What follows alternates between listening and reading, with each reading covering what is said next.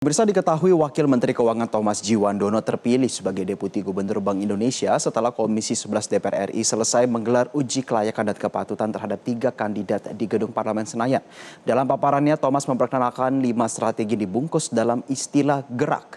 Strategi tersebut akan dijalankan dalam ruang lingkup independensi Bank Sentral sesuai dengan undang-undang. Catatan dari Sekretariat, Wakil Menteri Keuangan Thomas Djiwandono terpilih sebagai Deputi Gubernur Bank Indonesia setelah Komisi 11 DPR RI selesai menggelar uji kelayakan dan kepatutan terhadap 3 kandidat di Gedung Parlemen Senayan Senin 26 Januari 2026. Selain Thomas, 2 kandidat lain yaitu Kepala Departemen Kebijakan Sistem Pembayaran BI Diki Kartikoyono dan Kepala Departemen Kebijakan Makro Prudensial BI Solikin M. Juhro.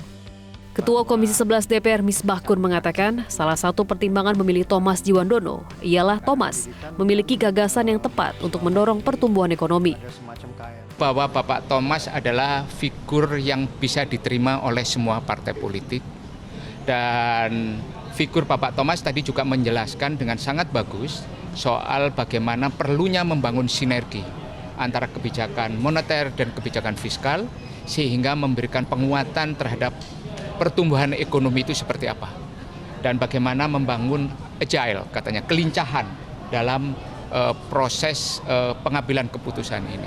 Dan menurut saya memang itu isu yang sedang kuat saat ini, bagaimana membangun sinergi yang saling menguatkan antara monetary policy dan fiscal policy.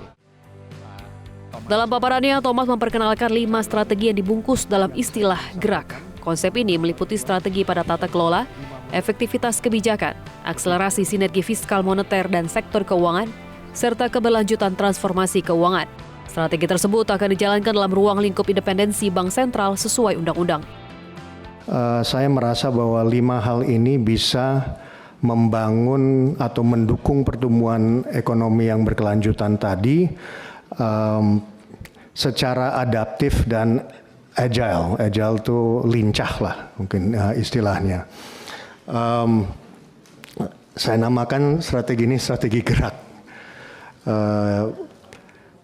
Di sini juga tapi saya ingin menekankan bahwa tema-tema tersebut di dalam ruang lingkup di mana independensi Bank Sentral tetap dipertahankan, di mana BI tetap independen menjalankan kebijakannya, tetap prudent dan terukur dalam koridor mandatnya.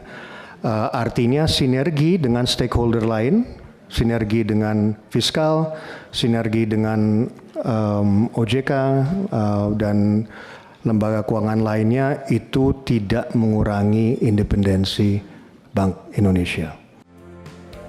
Bursa calon Deputi Gubernur BI dibuka setelah pengunduran diri Juda Agung sebagai Deputi Gubernur BI pada 13 Januari 2026.